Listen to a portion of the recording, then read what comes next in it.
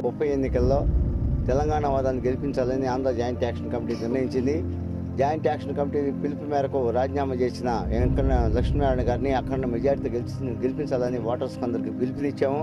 అలా కేసీఆర్ గారి రోడ్ షోలో కూడా మేము పాల్గొన్నాము. తెలంగాణలో 190 మంది తెలంగాణ కోరుకుంటుంటే ఆంధ్ర ప్రాంతంలో 190% ప్రజానీకం కోరుకుంటున్నారు. తద్వారా తెలంగాణ రాష్ట్రం ఏర్పడితే ఆంధ్ర రాష్ట్రం కూడా ఏర్పడుతుంది. మా ఆకాంక్షలు ఏర్పడితే మా వెనుకబాటుతనం కనపడుతుంది. కాబట్టి మా వెనుకబాటుతనాన్ని నుంచి మేము అధిగమించాలంటే గత 50 సంవత్సరాల నుంచి ప్రత్యేక ఆంధ్ర కోసం మేము పోరాడుతున్నాము. 1972లో 396 మంది ప్రత్యేక ఆంధ్ర రాష్ట్రం ఏర్పడాలని చెప్పి ఆత్మతర్పణ చేశారు. ఇక్కడ కూడా 69లో 320 మంది ఆత్మతర్పణ చేశారు. ఈ మధ్య కూడా రోజు కూడా తెలంగాణ ఏర్పడాలని చెప్పి యువకులు చచ్చిపోతూ ఉన్నారు. కాబట్టి ఈ తెలంగాణ రాష్ట్రం కోరుకునే వాళ్ళందరూ కూడా ఓట్లేసి గెలిపిస్తే అఖండ విజయం చేకూరిస్తే తద్వారా పార్లమెంట్లో బిల్లు ప్రవేశపెడతా కేంద్ర ప్రభుత్వం అనుకూలంగా ఉంటుంది.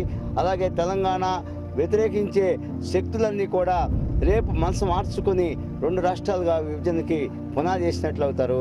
కాబట్టి మీరందరూ కూడా తెలంగాణ కోసం రాజీనామా చేసిన 12 మంది అభ్యర్థులకి అఖండ విజయం చేకూర్చాలని చెప్పి విజ్ఞప్తి చేస్తూ ఆంధ్ర జాయింట్ యాక్షన్ కమిటీ మీ అందరూ కూడా పాదాభివందనం చేస్తూ శిరస్సు వహించి చేస్తుంది.